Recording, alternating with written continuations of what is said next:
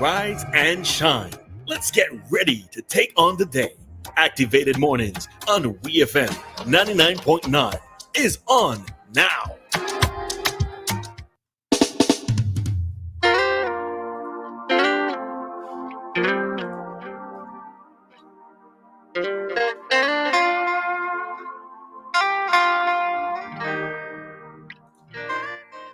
Buenos dias. Bonjour. Como no, ça va? No. I'm mixing languages now. I'm mixing, no, ça va, right? Oh, ça va, okay. Right. That's what I was trying to say. Ça va bien? Ça va bien, et tu? I can't think of a French response. Only the Spanish coming to me. But what language you speak? English. I know some Spanish, I know more Spanish than French. So I could tell you good morning. I could ask you how you're doing, and I could answer that back in Spanish. I can't do all of that in French. Oh, okay. I thought you were versed in both. Oh, no. Oh, okay. No, not really. Yeah, I just got in the English. It's been years since I've had to practice any, on a proper basis. So yeah, un petit peu for both languages, on petit peu. Don't worry about it. You still have something. At least you still have something there. It's not completely gone. Okay. Good morning, SVG. Good morning to the persons outside of SVG. How are we doing this morning? I hope we're good. If not, tell us, what can we do? What can we do to help you to have a lovely day?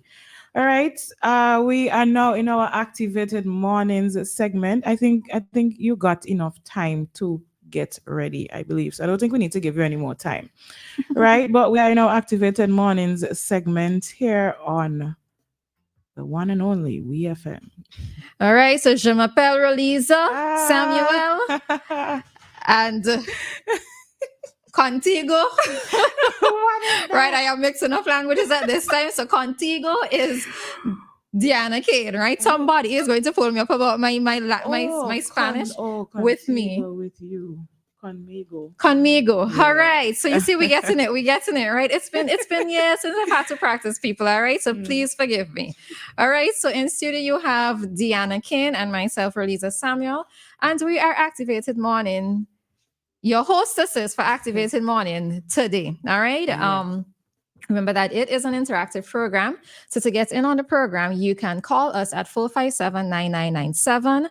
That is the number to call us both on the landline as well as the WhatsApp. And we are already live on Facebook and YouTube. All right. So we would suggest that you jump on the live today because we want to show you guys a video. Well, we're going to talk about something and then show you guys a video later on. Right. So we suggest that you jump on the live this morning. All right. So hoping that everybody is good. It is Thursday. You have no reason to be gloomy because tomorrow is Friday. So if nothing else, you're looking forward to tomorrow. All right. So hope that perks up your spirits just a little bit. All right. But I'm hoping that everybody is doing okay so far. I know that town has started to pick up pace in terms of people on account of the back to school preparations, right? So generally Fridays is when it gets a lot more busy.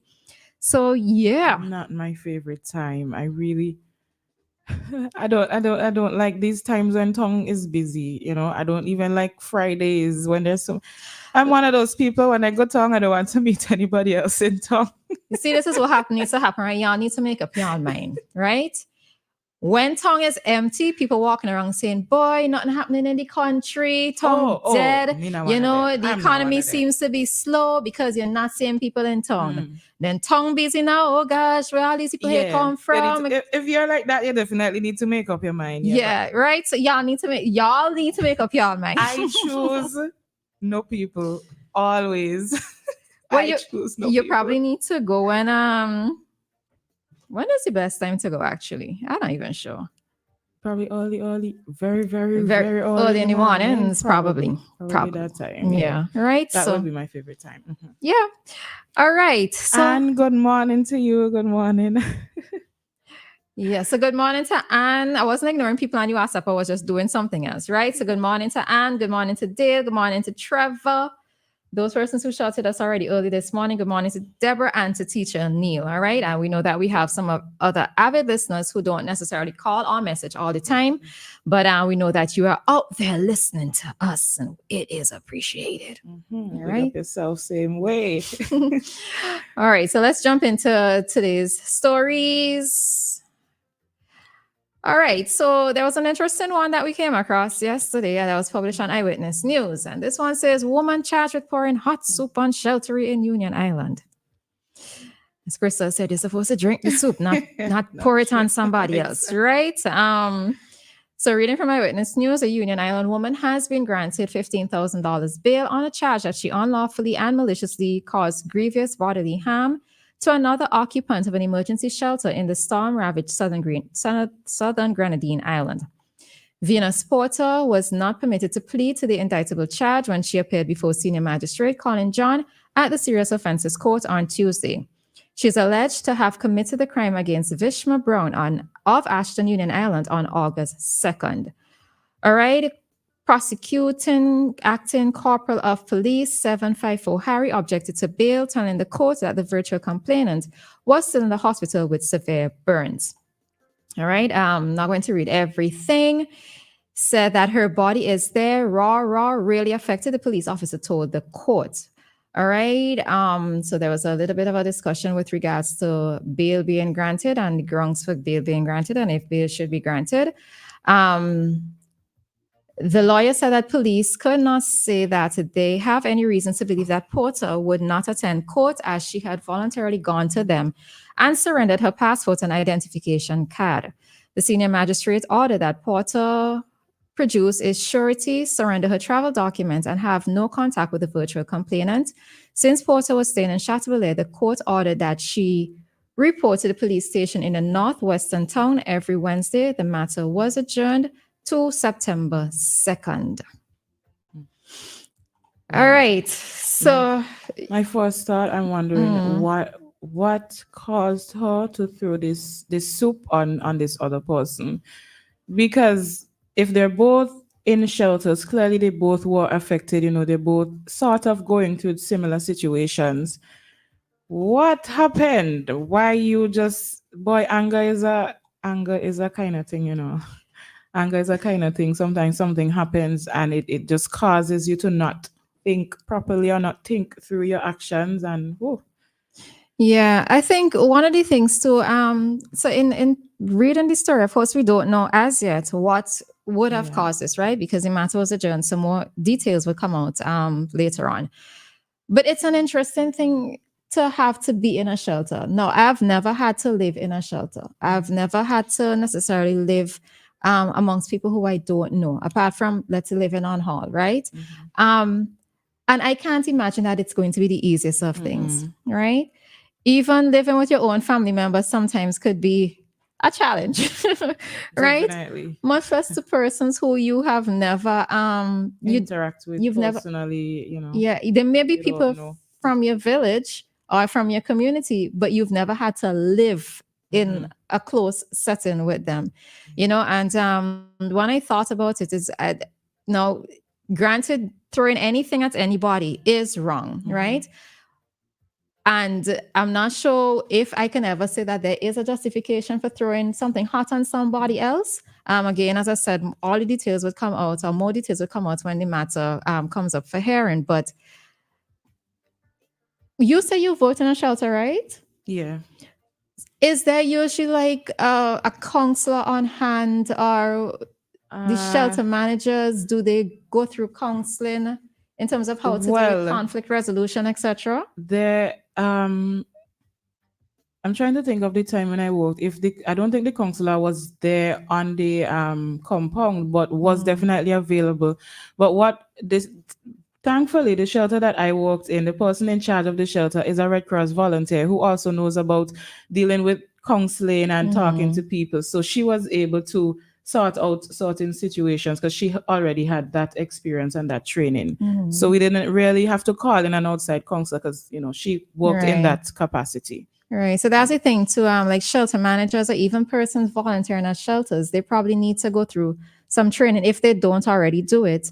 in terms of conflict resolution, right? Because to try to diffuse certain situations amongst persons would not be the easiest. Well, I could say though, if it's something that is very serious and out of control of the shelter workers and the manager, the police would be called in. God, well, we don't even want to get it to the stage where police have to be calling, because people are already going through so much already to have to go and deal with with something additional where the law might be involved, But I can't say that it could possibly be easy, and I think some people seem not to necessarily that they have a bad experience, depending on who it is that they're living with, especially if it's a case more within their immediate area. It's like family members who they're around, but it can be easy. It can possibly be easy living in a shelter. It's not, because you are away from everything that the comfort of your home. And even when you are away from the comfort of your home, but you're staying by somebody, it's still different, because then in the shelters, you have to sleep on something that you're not accustomed to sleeping on, sharing close space with people. Some of them you don't even know, and everybody has their own different personality. Everybody has their own way of living, and you have to try and make it work. You might be a person who likes to listen loud music late at night, but when you're in a shelter now, you can't do that. There are rules that you have to abide by. Yeah, and you have to be considerate of the other people around you as well. All right, so we pick up on that story again when the matter comes up for hearing, and we'll be able to speak a bit more on it based on what comes out of that. All right, so we just want to show a very quick video, something that was captured yesterday. Let's see if I can get it.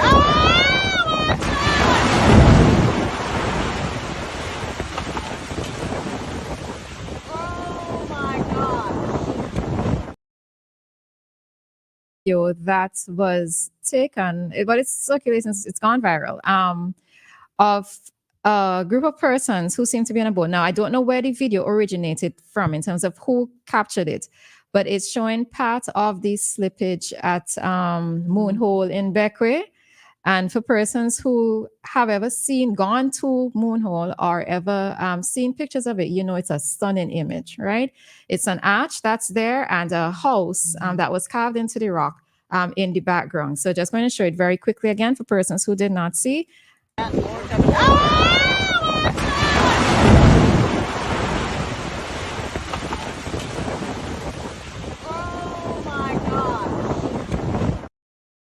Interesting that they got to capture it at the time that they did, but I'm glad they were far away. I'm glad they were at least at that distance and not there. And years ago, I got the opportunity to go to Moonhole itself, to be in the same house as in the background. I don't even think it was safe for us to be there at the time, but when you're young, right? And you're with company, with your friends. So I got to there and I absolutely loved it. I fell in love with Moonhole. I love stone, right? Okay. If I could build my whole house out of stone, I would have built my whole house out of stone, right? I've never heard anybody say that before. I love stone. Serious? Yeah, no, I love stone. Like, legit, if it wasn't so expensive to do, I was building an entire house out of stone. So I fell in love with Moonhole. And one of the things to note with Moonhole is that, let me find the information, right? One of the things to know that with Moonhole is Moonhole House caught the attention of curiosity seekers and Tom's reputation. Tom is Tom Johnson, the builder, founder of Moonhole, right? Many publications, including the New York Times, National Geographic Society publications, and Sports Illustrated, features Tom creations at Moonhole. So it is well known. It is renowned. And I'm hoping that, I don't even know how this could be addressed in terms of protection, and hoping that more of it doesn't slip, away, right? Because of the scenic side that it has, and it's an attraction for many persons. Persons would go there mostly by boat. There are villas at Moonhole, and interestingly, a few years ago, I saw there's a show that used to be on TLC with persons. It's House Hunters, I think it was called. Right? House Hunters International, and Moonhole was actually featured on it. No, not that particular one in the background, but there are different villas on it. So it's known internationally. So. Yeah, that was just something interesting that has been circulating on social media. Yeah.